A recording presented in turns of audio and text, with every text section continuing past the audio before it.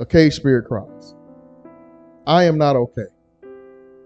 That is something I need to say today, that for so long was not supposed to be the way we talked in the midst of the fray, but instead told not to stray and just pray it will go away, and then everything will be okay. Breaking news. Despite my best verse sent to the sky, it did not go bye-bye. Tears still flow from my eyes, and everything is not fine. I'm not doubting the power of prayer. I've seen it heal wounds and reveal the real deal appeal of what we believe before it arrives in our lives. But I'm also not a machine. I can't help but see the calamity all around me and some of the ideals in my beloved country falling by the wayside for people that look just like me. Sitting in their own house, walking down the street, driving somewhere with the kids, minding his own biz. How do they all end up in hospitals and graves and behind hashtags saying their names? Further, how do some members of the same world that I live in think that this is okay? Then I remember, we live in two different realities. See, in mine, I have to design where I keep my truck's paperwork and always keep in mind where my hands may be when I see those red, white, and blue lights behind me. Yeah, red, white, and blue lights behind me.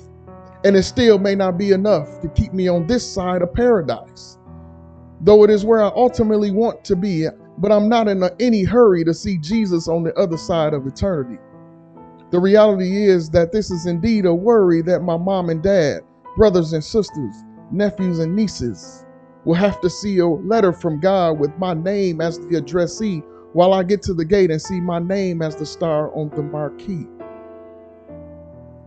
My record is clean and respect oozes out from within, but no matter what I do, I cannot change what some police see when they see my black skin. Listen and do. I've been told this is the spin, except too many like me have complied and died in spite of everything.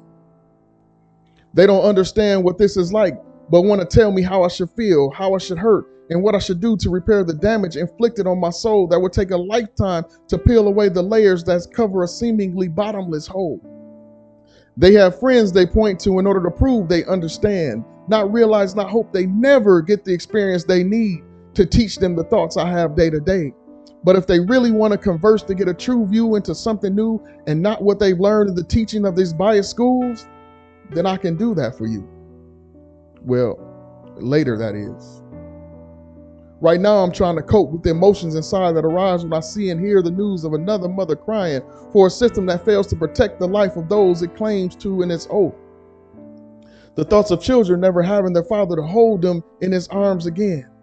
Can't you see that no one wins when the hearts of men don't mend the pieces broken within? On both sides, our hearts torn apart with pain and despair, theirs having compassion ripped from its core and prejudice inserted instead there.